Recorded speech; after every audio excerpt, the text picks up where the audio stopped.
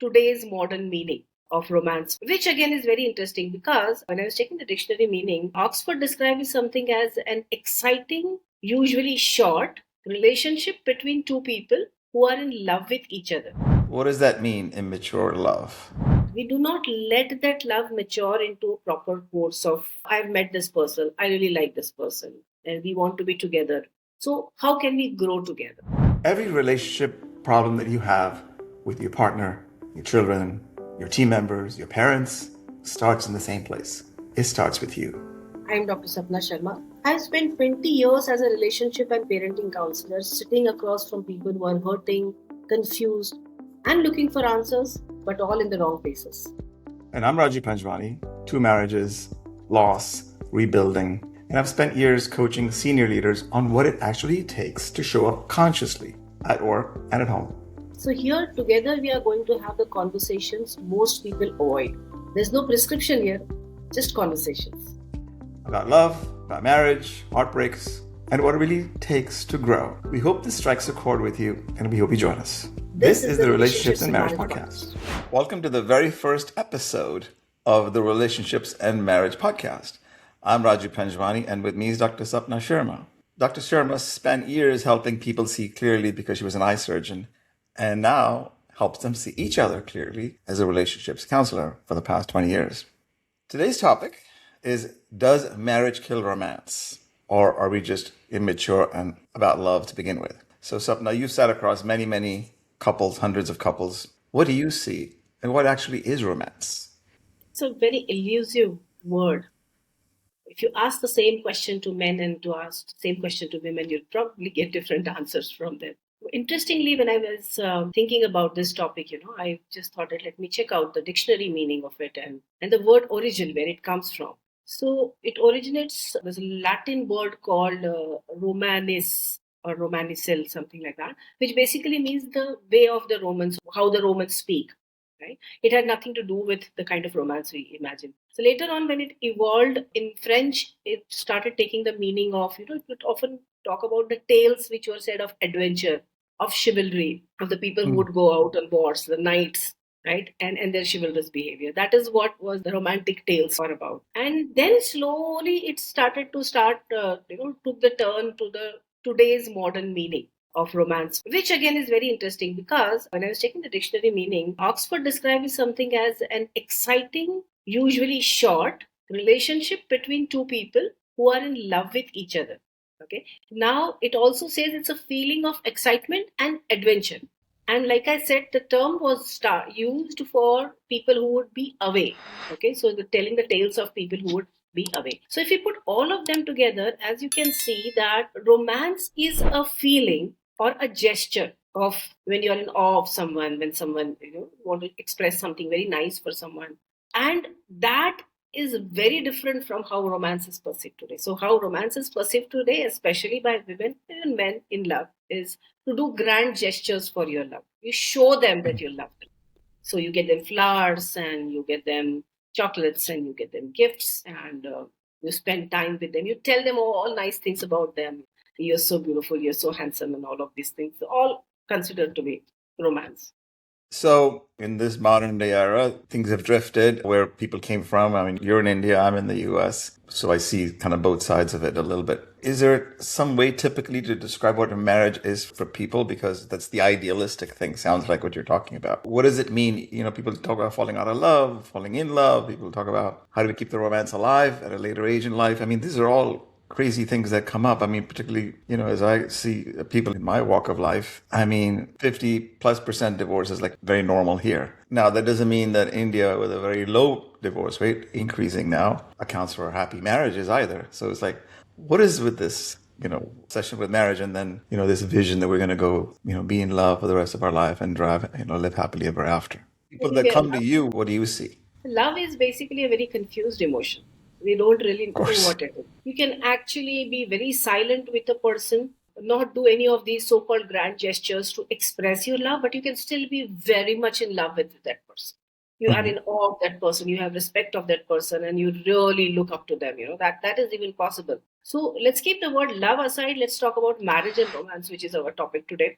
Going by the dictionary I only brought definitions. it up because, you said in the romance, in the description of many words, that, the idea of being in love is Yes, romance it's in a way. expression Yes. of being in love, right? Okay. The definition which I brought forward, it contained a few words like romance, which associated with romance is short relationship. It Yeah. has excitement, it has adventure, Adventure. there Yeah. is distance, okay, Mhm. for someone who's far away. That's where the word originated from. So there is distance.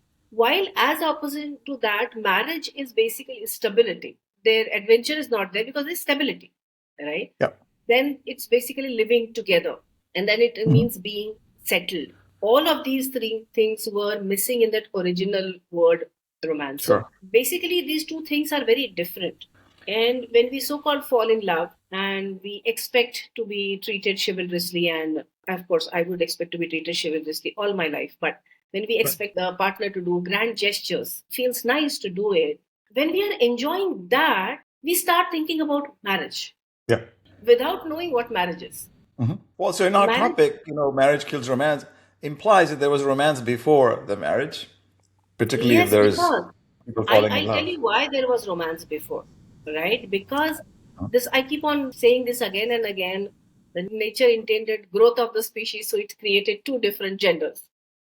Okay, now during the mating season, okay, all the species, the male of all of the species have been given something to attract the female, right? Some animals dance, some have this particular scent coming out of them, some Yeah. would have this beautiful colors during the mating seasons and all. That was basically to attract the female to come closer to the male, right? And I feel the romantic gestures which are done before the marriage by men, mostly it is the romantic gestures to attract the female, to keep her attracted till the time there is no confirmation that the relationship is going to be going for a longer period of time.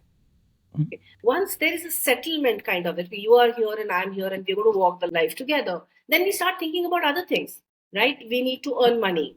We need to have Yeah. a house. We need to plan for the children. We need to plan our financial future. That is love when you're doing these things with together with each other. You want to grow with each other. You want to have a beautiful house with each other. You want to have children with each other. That's love, right? And so the meaning of romance, when it is extended into the marriage in the same format, that's when the person starts feeling that marriage kills romance. Right. Yeah, well, you hope so, right? When you're few together. What can we do to make sure this so-called romance is alive and feels like this is before marriage? Now, I think this is becoming too counsely. Let me ask you something very, very personal before we go Okay. ahead with that. Because I think, it's easier for all of us to relate to something which is real rather than only Nice. talking about things which happen in counseling clinics. So we know that you've been married twice. One was an arranged marriage in India, and another was a love marriage where you fell in love, right? You choose your partner. So, in that context, is there a difference between the love you brought into your first marriage and that you experienced into the second marriage? Well, that's a big one.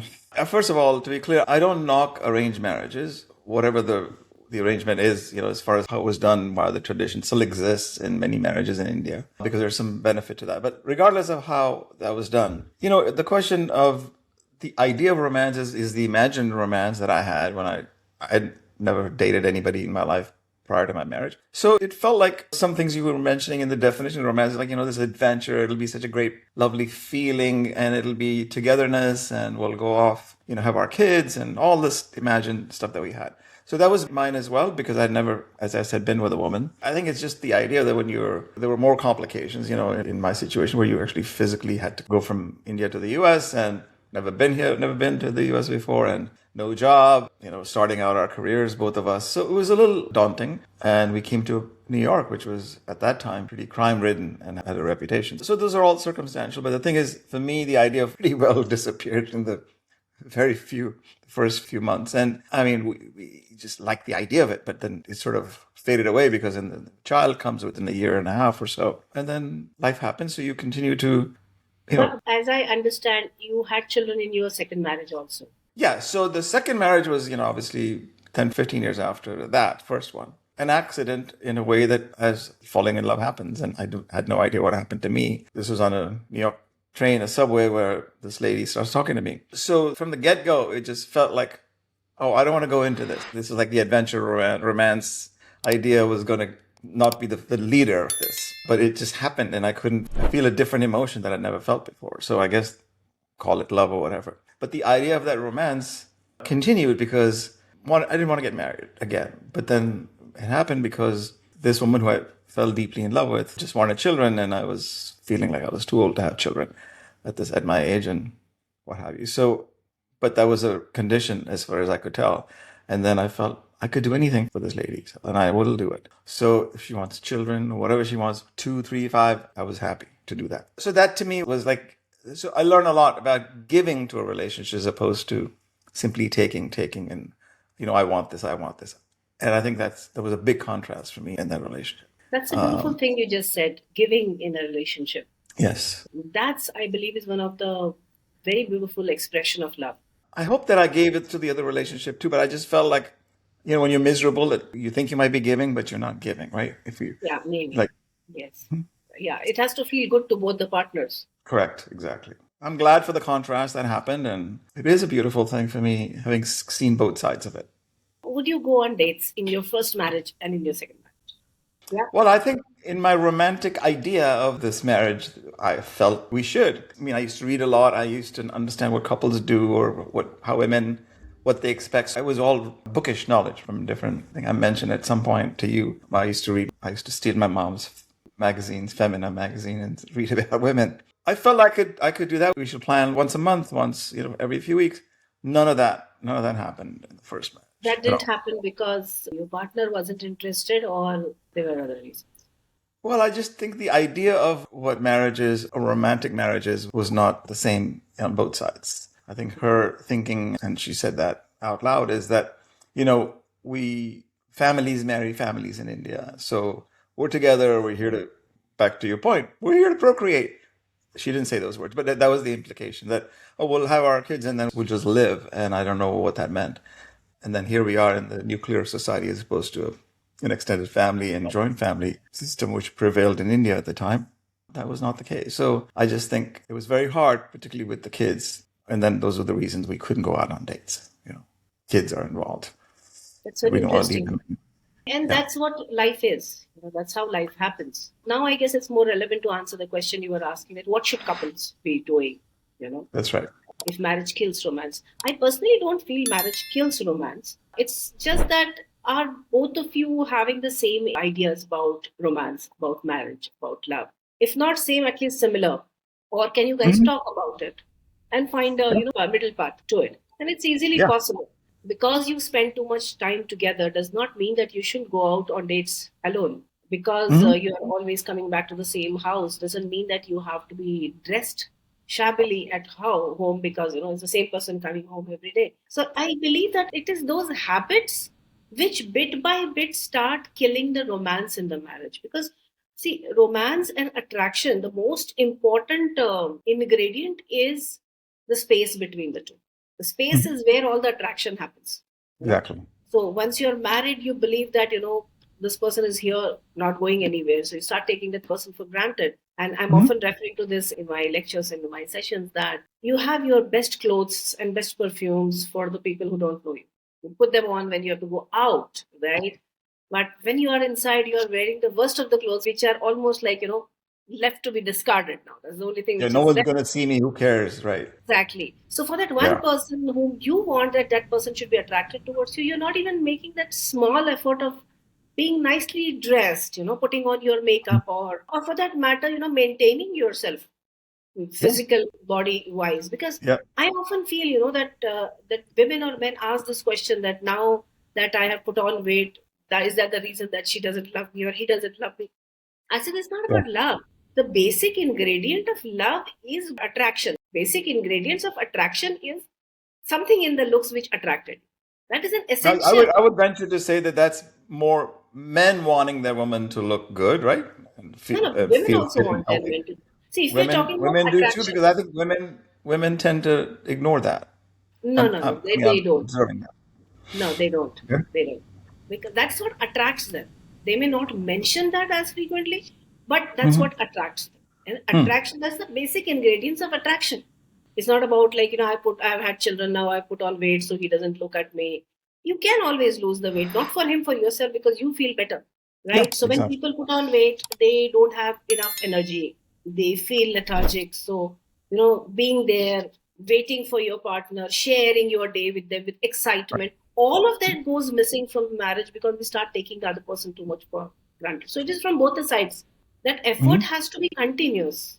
I am surprised when I actually meet couples where at least one of the partners says that why should love be so much of effort? Why should marriage be so much of effort? Hmm. Why we are willing to put all the efforts into our work till the last day that we are working because we want to be don't want to be overlooked by the management for the promotions, right? We're not willing to put in efforts in the most important things in our life. Now, this person, our partner, is going to be with us much beyond when our jobs end.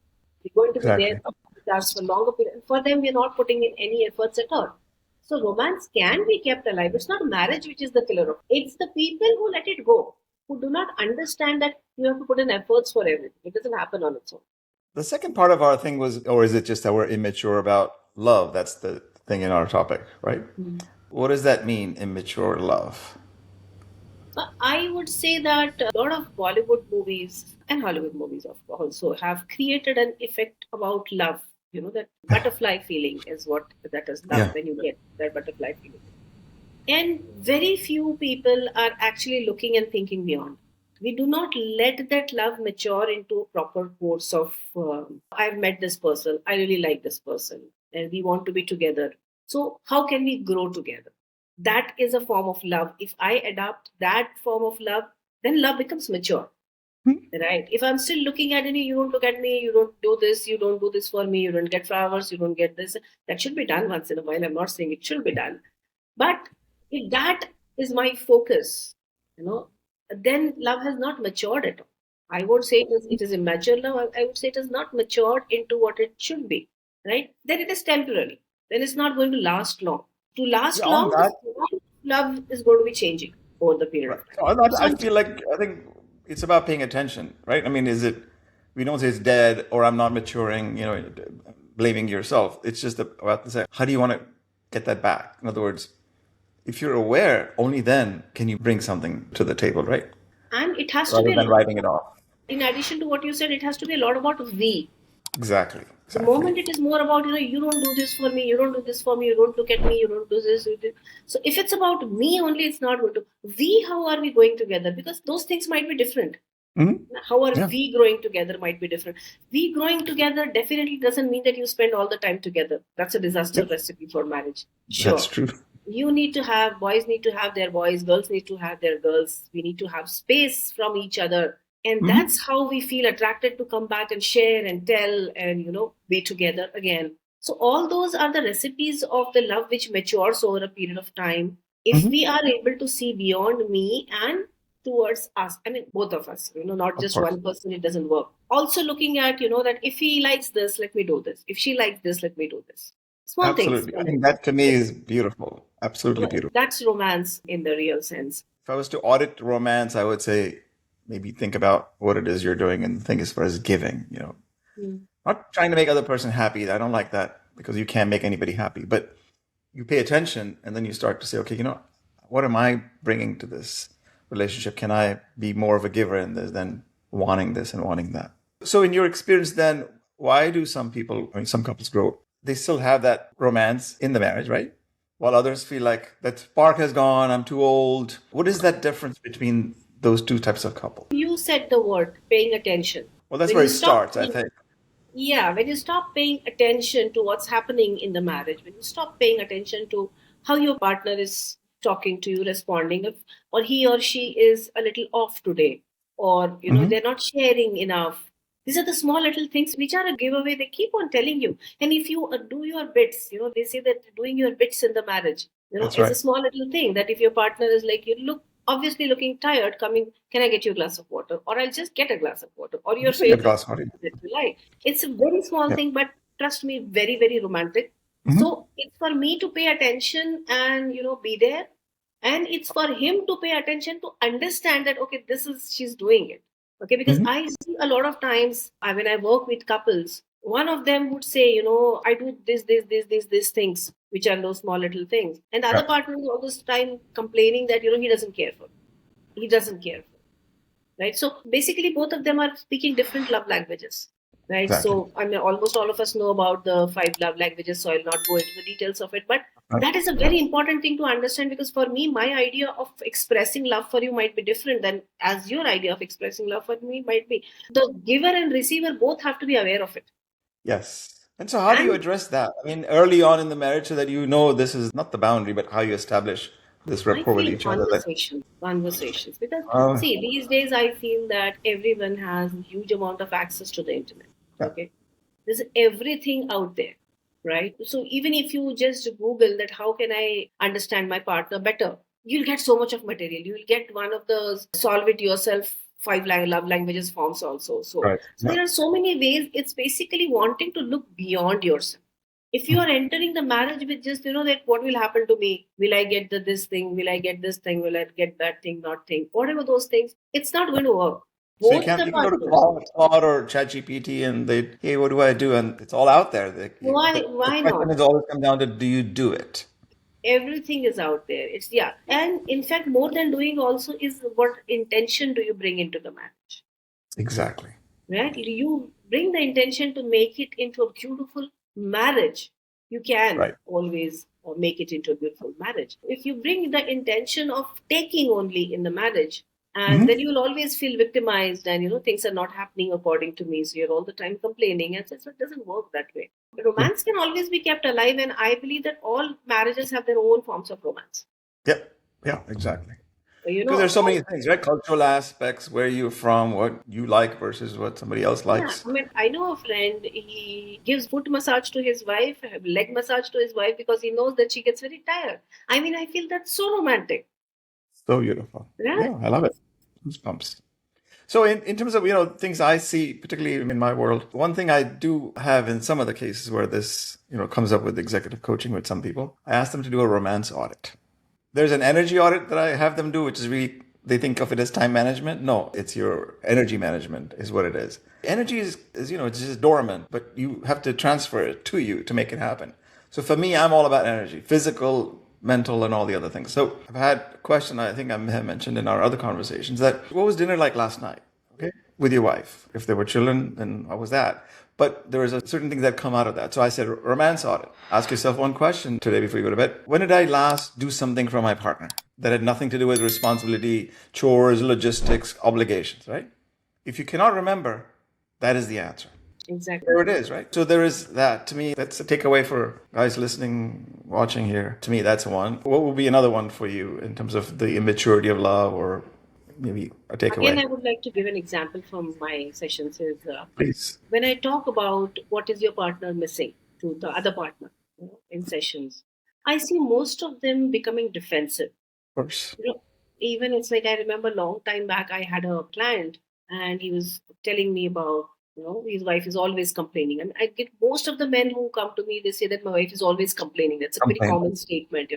She complains about this and she complains about that. She's got headaches, she's got this and that. And he said that when I ask her to go to the doctor, she doesn't go, but then she'll again keep on complaining that this is bad, this is good. And then, so after listening to him for 2 or 3 sessions, then I suggested him something. I said, let's try something.